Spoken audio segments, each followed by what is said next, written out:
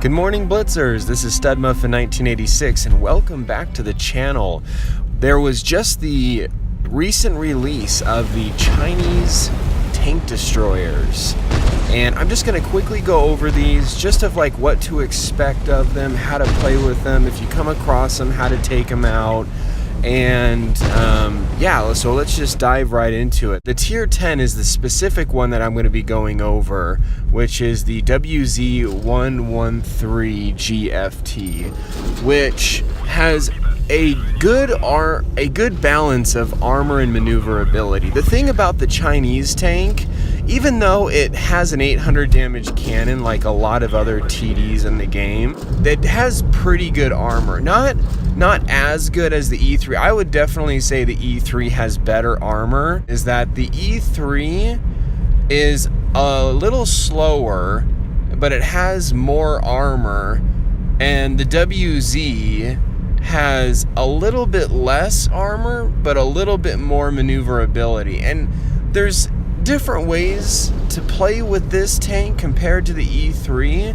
I would say if you're used to the E3, you're not going to be as aggressive. You have to be a little bit more careful, because if you look at this tank under the armor inspector, it's not as invincible as the E3.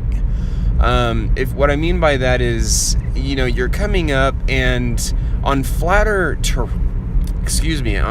terrain, you look at this thing and you have your enemy tank switch to heat rounds, and there's a good chance they're gonna pen you. A lot of tanks using APCR are gonna struggle, but you do have really good armor. The thing that I do like about the Chinese tier 10 tank destroyer is that it doesn't have any weak hatches on top. I know a lot of the tier 10 tank destroyers, like the OBJ-268, has that viewport on top. Not very easy, but the tier 10 French destroyer has even a larger viewport that's easier to hit.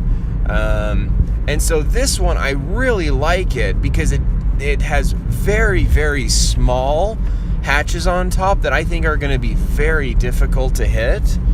And overall, it's got good armor, and it also has a really good slope.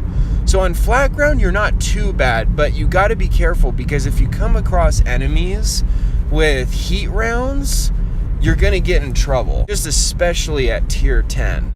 And so you can use this thing, and how you want to position yourself, ideally, is if you're just cresting a hill so that you're up just a little bit and you're using your gun depression, pointing it down by protecting your hull, like your bottom lower plate, just behind that hill, just peeking over, using that gun depression, you're going to be really effective. The angle on this thing is going to be really good. But once again, if you look under the armor inspector, and if you come across tier 10 TDs that have heat rounds, you've got to be a bit careful, because you can get penned. It's very important you don't get flanked with this thing. Its traverse is not incredibly fast. You want to be in areas, if you are going to be on the more so on the front lines, being an aggressor tank, which this thing can be good at, is to have teammates around you. You don't want to be going solo on one side of the map while your team goes another way, because if you get flanked in this thing, it's going to be bad news. I feel like this tank is well balanced.